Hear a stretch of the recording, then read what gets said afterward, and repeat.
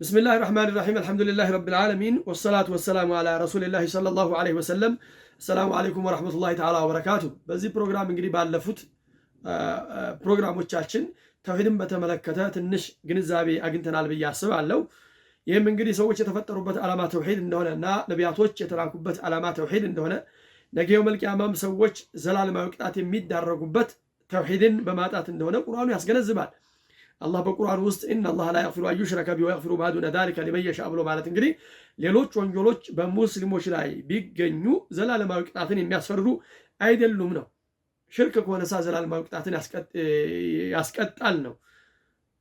እና አላህ ሱብሓነሁ ወተዓላ ነብዩ አለይሂ ሰላምን በሙሽሪኮች ላይ ሲልካቸው ላኢላሃ ኢለላህ እንዲሉ ነብዩ አለይሂ ሰላም ላካቸው። ቁሉ ላኢላሃ ኢለላህ ቱፍሊሑን አሏቸው።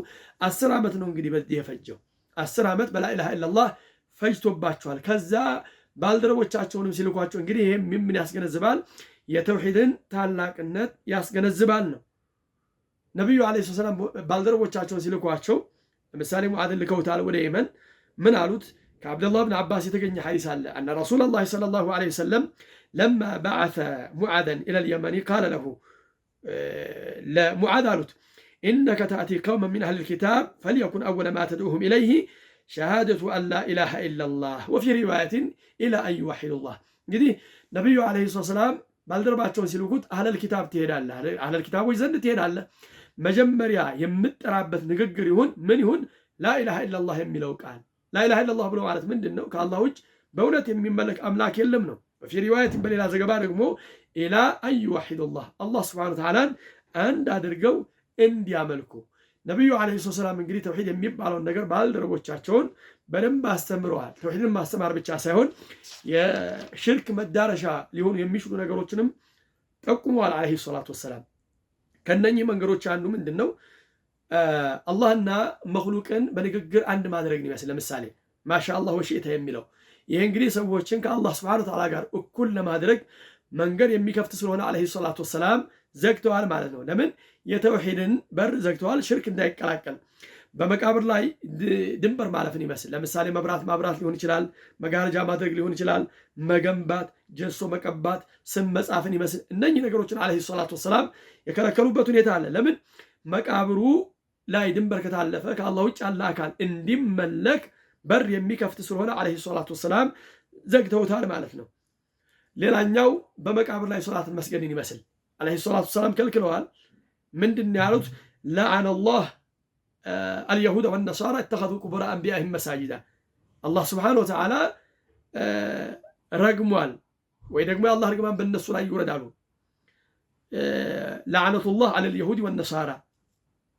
ለምንድን ነው? እተኸዙ ቁቡረ አንቢያኢሂም መሳጅዳ፣ ነቢያቶቹን መቃብር መስገጃ ስፍራ አድርገው በመያዛቸው። እዚህ ላይ እንግዲህ መስጊድ መገንባት ብቻ አይደለም የሚፈለገው፣ የመቃብሩን ስፍራ የመስገጃ ስፍራ አድርጎ መያዙ ራሱ እዚህ ውስጥ የሚካተት ነው። ለምን? በሌላ ሐዲታቸው ዓለይሂ ሰላቱ ወሰላም መሬት ለእኔ መስገጃና ጧራ ተደርጋልኛለች ብለው ስላሉ መስጊድ ባይገነባ እንኳን በዚያ ቦታ ላይ መስገድ እዚህ ውስጥ የሚካተት ነውና ዓለይሂ ሰላቱ ወሰላም መስገጃ ስፍራ እንዳይሆን ከልክለዋል። ለምን?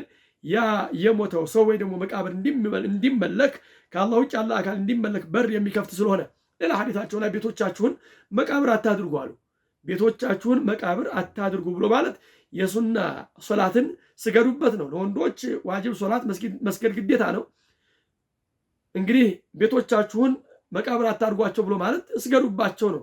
ስለዚህ በዚህ እስቲፍሃሙ ምንድነው? የመቃብር ስፍራዎች ሶላት አይሰገድባቸውም ነው። ለምንድን ነው? የሽርክ መዳረሻ ስለሆነ የሞተው ሰው እንዲመለክ በር የሚከፍት ስለሆነ እነኚህ የሞቱ አካሎቹን ከአላህ ጋር እኩል አድርጎ ማምለክን መዳረሻ ስለሚሆን ዓለይሂ ሰላቱ ወሰላም ከልክለዋል ነው። ሌላኛው ስለት መሙላትን በተመለከተ ዓለይሂ ሰላቱ ወሰላም ከአላህ ውጭ ያለ አካል በሚመለክባቸው ቦታዎች ላይ ለአላህ ስለት መሙላትን ከልክለዋል። ለምን? እዚያ ቦታ ላይ ያንን ስለት መሙላት ከነኛ ከሽርክ ስራዎች ጋር መመሳሰል ስላለበት ወይም ደግሞ የሽርክ መዳረሻ ስለሚሆን። ይሄ እንግዲህ ከታቢ የተገኘ ሐዲስ አለ። ነብዩ ዓለይሂ ሰላም አንድ ሰው በዋና በተባለ ስፍራ ላይ ስለት መሙላት ስለት ግመል ለማረድ ስለት ተስሎ ነበር ነው።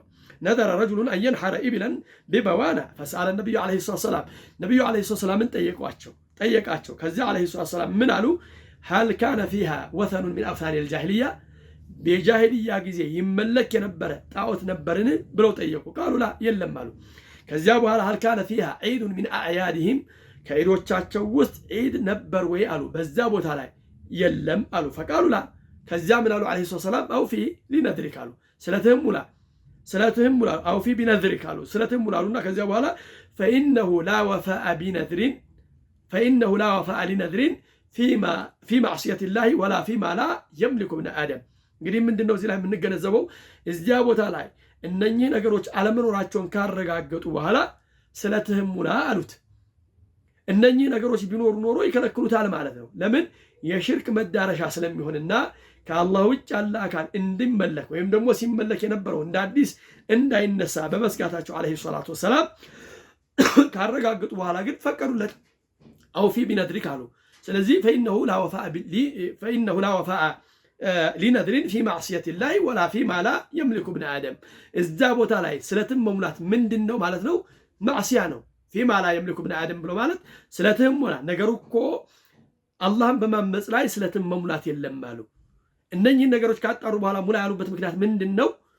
እነኚህ ነገሮች እዚያ ቦታ ላይ ቢኖሩ ኖሮ ስለትን እዚያ ቦታ ላይ መሙላት አመፅ ነውና፣ ለምን ዓለይሂ ሰላቱ ወሰላም የሽርክ መዳረሻ በመሆኑ ይከለክሉት ነበር ነው። በዚያ ቦታ ላይ እንግዲህ የጣዖት አምልኮና የዒድ ባለመኖሩ ምክንያት ሰውየው የተሳለውን ስለት በቦታው ላይ እንዲሞላ ፈቀዱለት። እንግዲህ እነኚህ በከፊል ናቸው። ዓለይሂ ሰላቱ ወሰላም የሽርክ መዳረሻ በመሆናቸው ተውሂድን ለመጠበቅ በከፊል መንገድ የዘጉበት ነው። ብዙ ነገሮች ይኖራሉ ነው። ዓለይሂ ሰላቱ ወሰላም ተውሂድን ከማብራራታቸውም ጋር ለሽርክ መዳረሻ የሚሆኑ ነገሮችን ከልክለዋል ነው። ሌላኛው ዓለይሂ ሰላቱ ወሰላም በራሳቸው ላይ የከለከሉት ነው። በራሳቸው ላይ መድህን ከልክለዋል ዓለይሂ ሰላቱ ወሰላም። ምን በሚል ባልደረቦቻቸውን እንግዲህ ላተጥሩኒ ከማ አጥረት ነሳራ ብነ መርየም አሉ። የመርየምን ልጅ ዒሳን ከደረጃው በላይ ከፍ እንዳረጉት ከፍ እንዳታረጉኝ አሉ። እኔ የአላህ ባሪያ ነኝ፣ የአላህ ባሪያና የአላህ መልእክተኛ ብላችሁ በሉ። እንግዲህ መድህ ላይ ድንበር በማለፍ አንዳንድ ሰዎች ነቢዩ ዓለይሂ ሰላምን ወደድን በማለት በነቢዩ ላይ ውዳሴን እናወድሳለን በሚል ድንበር ያልፋሉና ዓለይሂ ሰላም ይህንን በመስጋታቸው ለምን በዒሳ ላይ ድንበር ታለፈና ዒሳ እየተመለከ ስለነበረ ነሳራዎች በዒሳ ላይ ድንበር እንዳለፉት ሁሉ ድንበር እንዳታልፉ አሉ። እኔ የአላህ ባሪያ ነኝ፣ የአላህ ባሪያና የአላህ መልእክተኛ በሉ። ምክንያቱም ዒሳ በነሳራዎች ይመለካል፣ ጌታ ነው ብለዋል ዓለይሂ ሰላቱ ወሰላም። ያ ነገር እንዳይመጣ ቀድመው ከደረጃ በላይ ከፍ እንዳታረጉ እኔ የአላህ ባሪያ ነኝ፣ የአላህ ባሪያና መልእክተኛ ብላችሁ በሉ በሚል ባልደረቦቻቸውን ዓለይሂ ሰላቱ ወሰላም ያስጠነቀቁበት ሁኔታ አለ። ስለዚህ ተውሂድን ማስተማር ብቻ ሳይሆን ነቢዩ ዓለይሂ ሰላቱ ወሰላም የሽርክ መዳረሻ ይሆናል ያሉትን ሁሉ ጠቁመው ሄደዋል ነው ኢንሻአላሁ ተዓላ። ወሰለላሁ ዐላ ሙሐመድን ወዐላ አሊሂ ወሰሕቢሂ ወሰለም። ወሰላሙ ዐለይኩም ወረሕመቱላሂ ተዓላ ወበረካቱሁ።